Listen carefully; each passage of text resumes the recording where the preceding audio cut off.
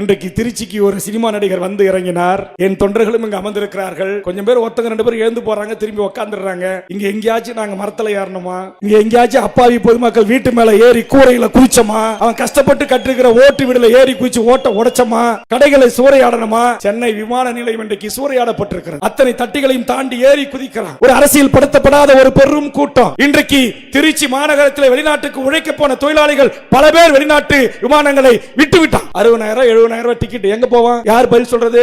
6 மணி நேரம் நெரிசல். நான் கேட்கிறேன் தமிழ் சமூகமே, நான் நடிகர்களை குறை சொல்ல மாட்டேன். அந்த நடிகனை பார்ப்பதற்காக கர்ப்பிணி தாயாகவும் பச்சை குழந்தையாகவும் சென்று மயக்கம் போட்டு விழுந்து கிடக்கின்றீர்கள். உங்கள் மேலே ரசிகர்களின் கால்கள் பதிந்து ஏறி தன் தலைவனை திரையில் முதல்வரை தேட கிளம்புகிறான். நேரா நாங்க வருவோம். யாரோ எழுதிய பாட்டுக்கு வாய் அசைப்போம். எவனோ ஒரு ஸ்டண்ட் நடிகர் உயிரை பணையம் வைத்து சண்டை போட்டான அதை பார்த்து ரசிக்கிற ஒரு கூட்டம். யாரோ ஒருவருடைய கதைக்கு நடிக்கிற ஒரு கூட்டம்.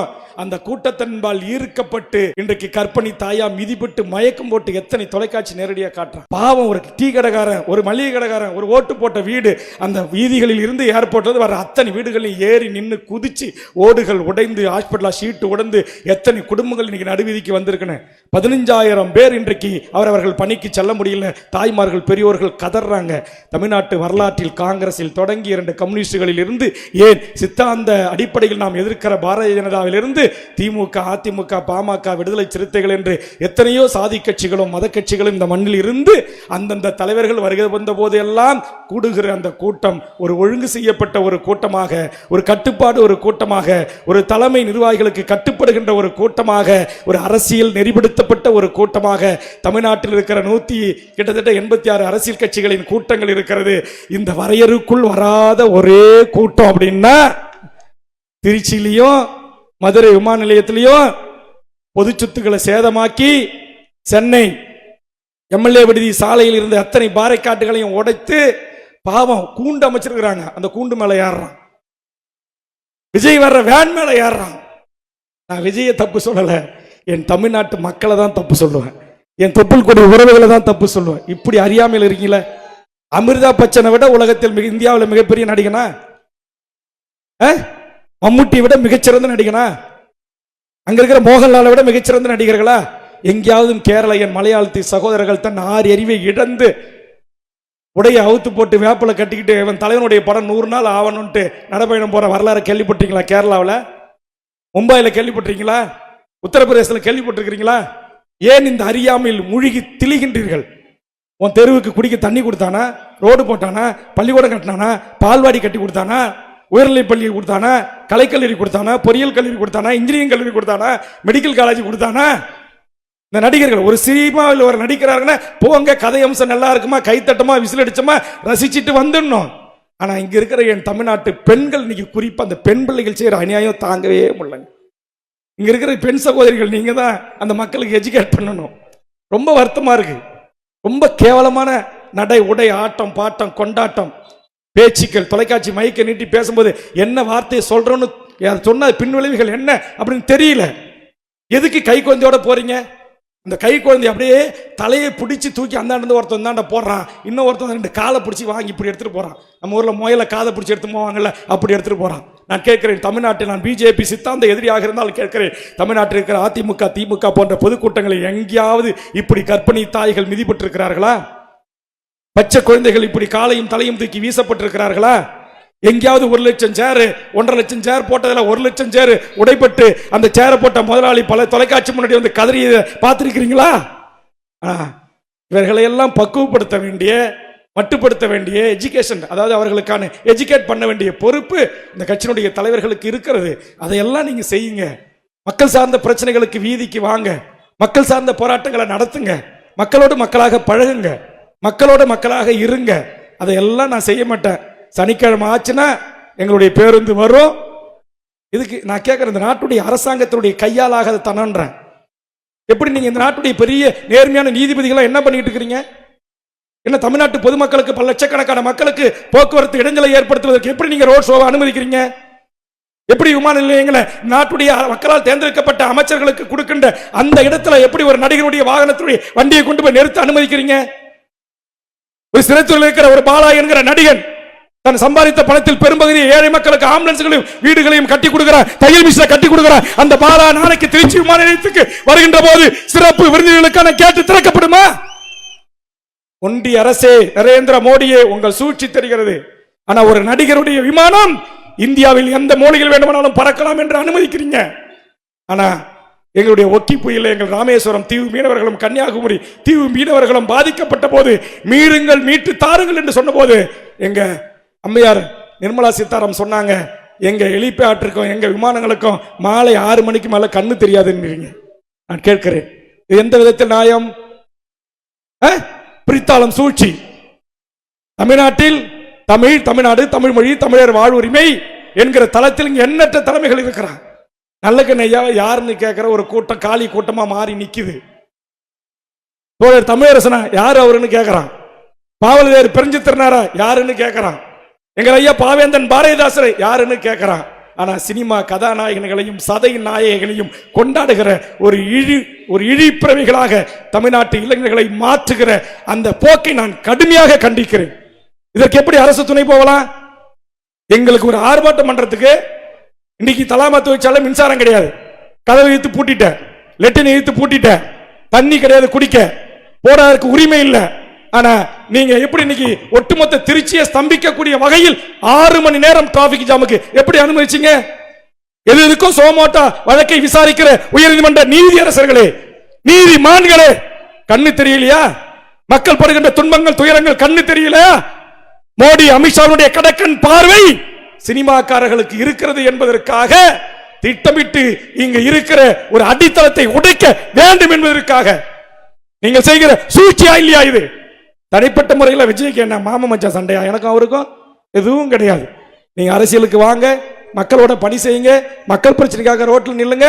நாளை மறுநாள் 16ஆம் தேதி நாங்க புதுக்கோட்டை மாவட்டத்தில் மீனவர்கள் படுற துன்பங்களை துயரங்களுக்காக தமிழக வாழ்வுரிமை கட்சி போராட்டத்தை முன்னெடுத்திருக்கு.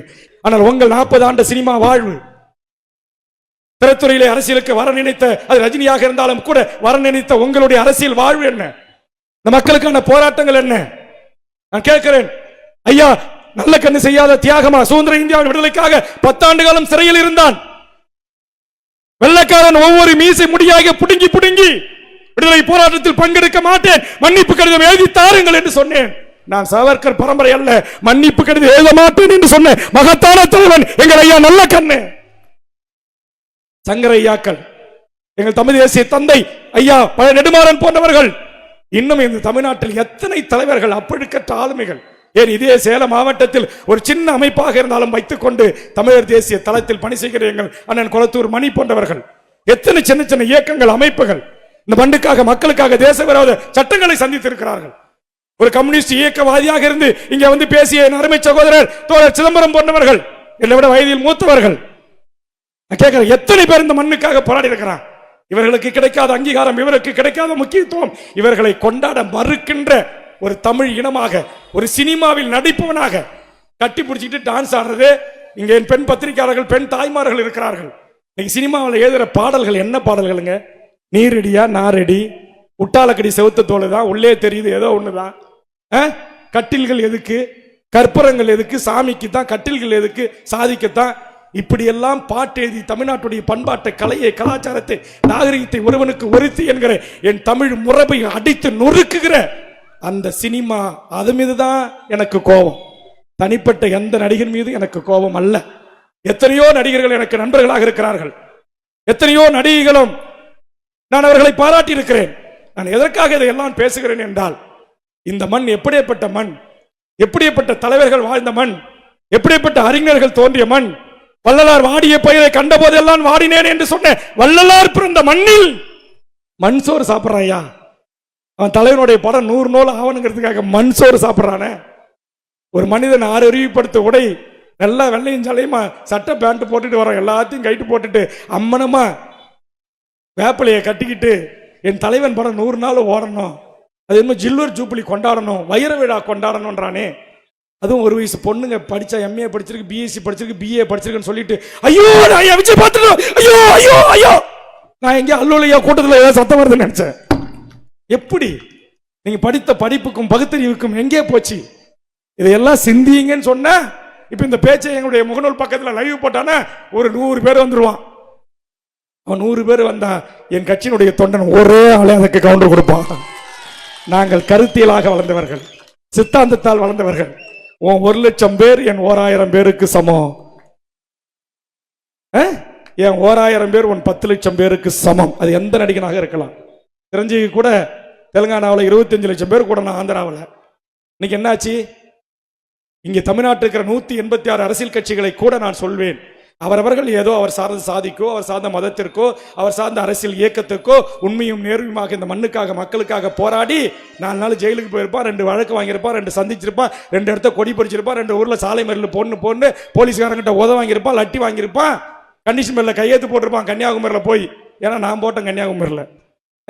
ஆனா எதையுமே செய்யாம 40 வருஷம் சினிமாவில் நடிச்சு பல 100 கோடிகளை சம்பாரிச்சு வாழ்க்கையில் எல்லா விதத்திலும் செட்டில் ஆயிட்டு இன்னைக்கு என் தமிழ் இளைஞர் கூட்டம், மாணவர் கூட்டம், என் தாய்மார்களின் கூட்டம் ஒரு சினிமா மோகத்தால் கட்டுண்டு கிடக்கிறார்கள் என்பதற்காக, தனக்கு ஒரு பெரிய செல்வாக்கு இருக்கிறது என்பதற்காக நேர பஞ்சாயத்து போர்டு பிரசிடென்ட்லாம் நிற்க மாட்டேன், கவுன்சிலர் தேர்வுகளாம் நாங்கள் நிற்க மாட்டோம், உள்ளூராட்சி தேர்தலாம் சந்திக்க மாட்டோம், நகரமன்றம் மேயர்லாம் எங்களுக்கு வேண்டாம், எம்எல்ஏ பதவி எம்பி பதவியெல்லாம் வேண்டாம், நேரா சேஞ்ச் ஆச்சு கோட்டையில தான் எங்க வண்டி போய் நிற்கும் அப்படின்னு சொன்னா இது நியாயமா? இதுவா ஜனநாயகம்?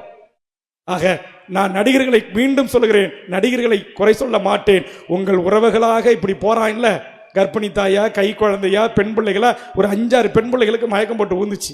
பாவம், அதுல யாரோ 2 புண்ணியமா கையை பிடிச்சி தூக்கி கூட்டு போறான். அப்ப அது மேல ஏறி மிதிச்சுட்டு போறான். அதை ஒரு பத்திரிகை நண்பர்கள் படம் எடுக்கிறான். உடனே அங்கிருந்து ஒருத்தன் வந்து அந்த பத்திரிகை நண்பரை மிரட்டுறான். இதுவா நீங்கள் கற்றுத்தருகின்ற அரசியல் பண்பு? இது அரசியல் பண்பாடு? இதுவா அரசியல் நாகரிகம்? ஆக தமிழக வாழ்வுரிமை கட்சி என்பது ஒரு ஒழுங்கு செய்யப்பட்ட, கட்டமைக்கப்பட்ட இந்த தமிழர் நிலத்தின் உரிமைகளுக்காக சமரசமற்று வெகுமக்களை இது போன்று அணிதிரட்டி போராடுகின்ற ஒரு அரசியல் இயக்கமாக வளர்ந்து வருகிறது. இந்த சேலத்தில் மட்டும் இதுமாரி இணைப்பு விழாக்கள் கூட்டம் ஒரு 10 கூட்டம் நடத்திருக்கிறேன். இப்போ கடந்த ஓராண்டு மட்டும் தமிழ்நாடு முழுவதும் லட்சக்கணக்கான பேர் இணைகிறாங்க. எனக்கு என்ன ஒரு மகிழ்ச்சினா, இந்த மாரி மேலே ஏறுறவன், மரத்தில் ஏறுறவன், பிரேனை உடைக்கிறவன், கிரேனை உடைக்கிறவன், பேரிகாட்டை உடைக்கிறவன், வாட்டர் பாட்டில் தூக்கிட்டு போறாயா, சேர் போட்ட சேரை பூரா தூக்கிட்டு போட்டான், 10,000 சேர் காணா, எங்க தூக்கிட்டு போறான், கேட்க முடியல, கேட்டா அடிக்க வரான்றாங்க. இப்படியேப்பட்ட ஒரு கூட்டத்துக்கும் நடுவில் பீடி குடிக்காம, சிகரெட் அடிக்காம, கஞ்சா அடிக்காம, கோட்டர் ஆஃப் புல்லடிக்காம இன்னைக்கு ஒரு பெரும் இளைஞர் கூட்டம் தமிழ்நாடு முழுவதும் அணி அணியாக தமிழக வாழ்வுரிமை கட்சியில் இணைகிறது என்று சொல்ற ஒரு மற்றற்ற மகிழ்ச்சி எனக்கு இருக்கு. ஆக இந்த தலைவர்கள் இவர்களை எல்லாம் அணி அணியாக திரட்டிய எனது உறவுகளே, நீங்கள் அவர்களை முறைப்படுத்துங்கள், அவர்களை ஒழுங்கு செய்யுங்கள், அரசியல் தலைமை பண்புகளை வார்த்தெடுங்கள். அவர்களுக்கான தலைமை பண்புகளோடு முதல்ல நான் உங்களை சொல்றேன், உங்களை பெற்று வளர்த்து ஆளாக்கிய தாய் தந்தையரை மதிங்க, அவங்களை காப்பாத்துங்க. அடுத்து உங்கள் மனைவி, உங்கள் குழந்தை செல்வங்களை காப்பாற்றுங்க. வாய்ப்பு இருந்தால் வாரத்தில் ஒரு 2 நாள் அரசியல் செய்யுங்க, இல்லை ஒரு ஞாயிற்றுக்கிழமை கூட செய்யுங்க. எனக்கு முழு நேரம் நீங்கள் போஸ்ட் ஓட்ட வேணாம், முழு நேரம் கொடி பிடிக்க வேணாம், முழு நேரம் நீங்கள் உங்கள் குடும்பத்தை விட்டுட்டு உங்கள் வேலை வாய்ப்பை விட்டுட்டு கணக்காரனா ஆக வேண்டாம். இந்த மாலை, இந்த பேனரு, இந்த பதாக, இந்த வெடி வெடிக்கிறது, ஆடம்பர செலவுகளை அனைத்தையும் தவிர்த்து ஏழை மாணவர் செல்வங்களுக்கு கல்விக்காக நோட்டு புத்தகம் வாங்கி கொடுங்க. அதை நான் கொடுக்குறேன். இங்கே பாருங்கள், எவ்வளோ பூ, எவ்வளோ பெரிய மாலை, வெடி வெடிக்கல, அதை ஒன்று தான் என் பேச்சு நீங்கள் கேட்டுறீங்க.